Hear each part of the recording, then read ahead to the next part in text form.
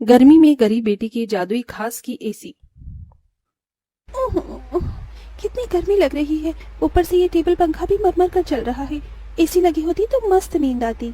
तभी पंखा चलते चलते जोरदार आवाज करके बंद हो जाता है, जिसकी आवाज से गरीब सत्यकाम का परिवार जाग जाता है। अजी, ये इतनी तेज आवाज कैसी थी? क्या मालूम चंदा, पर ऐसा लगा जैसे कुछ टूट गया। तभी भारती टेबल पंखे को देखती है। पिताजी, वो देखो, टेबल पंखा टूट गया। पंखा टूटा देखकर पूरा परिवार दुख जताने लगता है। हे भगवान, ये क्या, एक और परेशानी बढ़ा दी तूने हम गरीबों पर।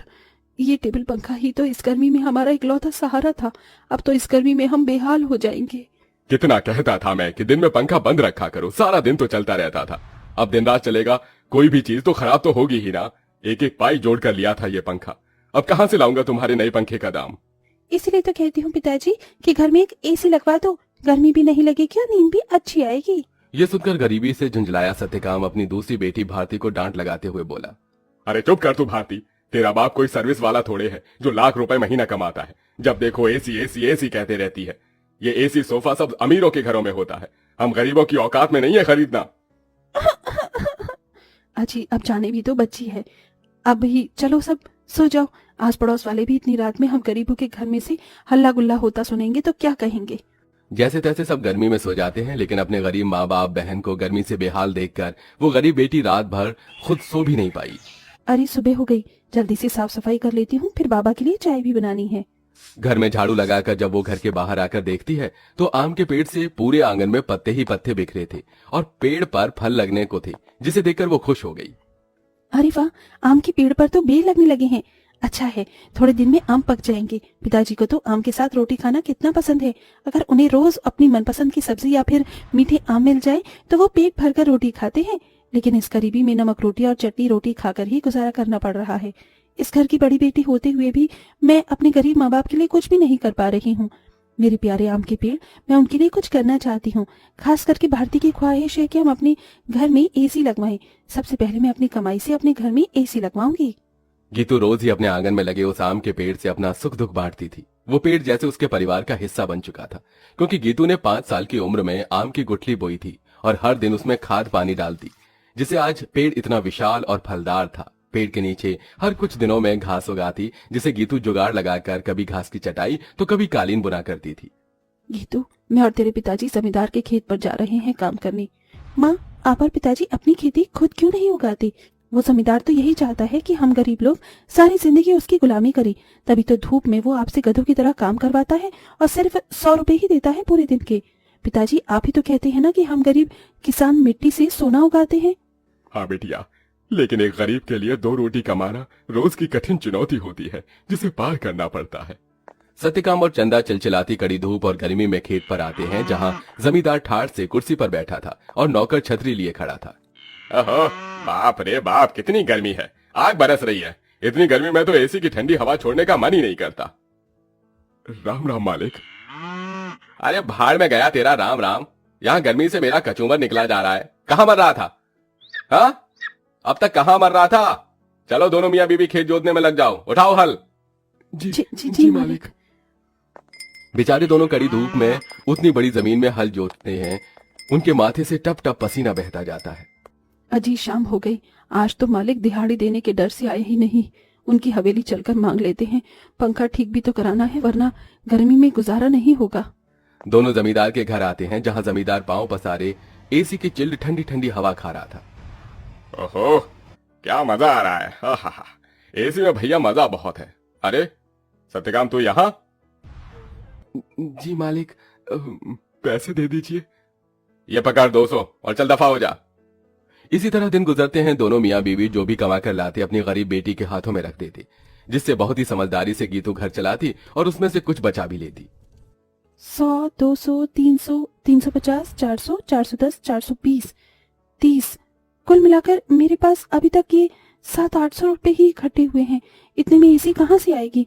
अगर मैं किश्त बंधवाकर भी एसी ले आऊं तो फिर मैं कैसे किश्त भरूंगी? तभी भारती अपनी गरीब बहन गीतू को परेशान देखकर बोली, दीदी, आजकल तो कबाड़ी वालों के पास भी अच्छी अच्छी चीज मिल जाती है। अमीर लोग तो नया खरीद लाते हैं और महंगी चीज भी बेच देते हैं। हाँ, ये ठीक रहेगा। मैं कबाड़ी में से कोई एसी उठा लाती हूँ। गीतू एसी खरीदने कबाड़ी की दुकान पर चली आई। भैया जी मुझे कोई सस्ती एसी दिखाइए। गरीब लड़की लगती है, एक काम करता हूँ, ये खटारा वाली एसी थमा देता। इसे क्या पता इसमें क्या डिफॉल्ट है। ये लो बहन जी, ये एकदम बढ़िया एसी है। ये चलती तो है ना? चलती नहीं दौड़ती है, एकदम धूम मचा देगी ठंडी हवा की। 1000 रुपए की लगेगी, अब जल्दी से ले लो। लेकिन मेरे पास बस 800 ही है। चलेगा चलेगा, दे दो। गीतू खुशी से वो एसी घर लाकर सबको चलाकर दिखाती है। माँ पिताजी देखो, आपकी गरीब बेटी एसी खरीद कर लाई है 800 में। अब हमें गर्मी में नहीं सोना पड़ेगा। मगर ये चल क्यों नहीं रही? 800 में कोई एसी देता है भला क्या? पैसे फंसा कर आई है जाकर। सब मुंह बनाकर सो जाते हैं और गीतू पेड़ के पास आकर रोने लगी। मेरे प्यारे आम के पेड़, वो कबाड़ी वाला मुझ गरीब के पैसे खा गया। ये एसी चल भी नहीं रही। मुश्किल से 1-1 रुपया इकट्ठा किया था। गीतू को रोते देखकर पेड़ बोलने लग जाता है। गीतू, तुम रो रही हो? रो मत, मैं तुम्हारी एसी को जादू एसी बना देता हूँ। क्या सचमुच में ऐसा हो सकता है? तभी पेड़ जादू करता है और जमीन पर ढेर सारे घास उगाते हैं जो बहुत चमक रही थी। गीतू, इस जादू घास को मैंने अपनी शक्ति से उगाया है। इसे एसी में लगा दो, ये एसी जादू हो जाएगी। गीतू बिल्कुल वैसा ही करती है। तभी घास का एसी बनकर पूरा होते ही सुनहरी चमक से भरकर चल पड़ता है और पूरे घर को बर्फ के जितना ठंडा कर देता है। माँ पिताजी, भारती देखो, एसी चलने लगी। पूरा गरीब परिवार घास के एसी को चलते देखकर चौंक जाते हैं। अरे देखो चंदा, हमारी बिटिया ने घास की एसी बनाई है।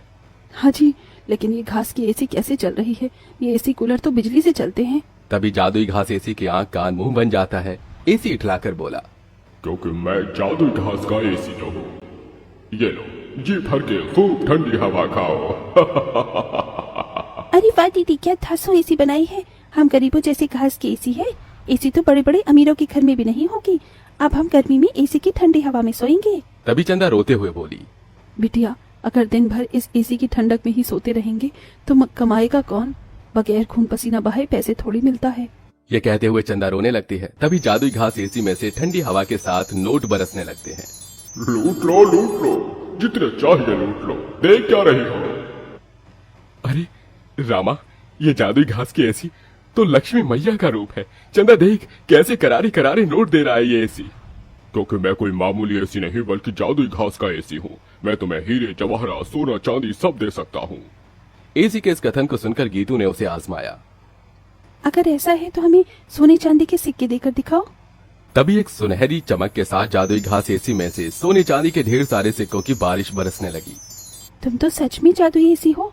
माँ, अब आपको उस जमींदार की गुलामी करने की जरूरत नहीं। अब हमारे पास जादुई घास का एसी है। दोनों मियाँ बीबी खुशी से फूट फूट कर रोए। चंदा देखो, अब हमें और दुख नहीं काटना पड़ेगा। न किसी की ये गालियां खाकर गुलामी करनी होगी। ये जादुई घास की एसी हमें बंधुआई से छुटकारा दिलाने आई है हमारे घर। जाओ सत्यकाम, इन सिक्कों से कर्ज चुका दो। सत्यकाम ने जादुई घास एसी से मिले सिक्कों को बेचकर सबका कर्जा भर दिया और उसने पंखा कूलर एसी की अपनी दुकान खोली, जिससे गरीब भी कम दाम पर एसी खरीद सके। उस गरीब बेटी के बनाई जादुई घास एसी ने उसके गरीब परिवार का भाग्य बदल दिया।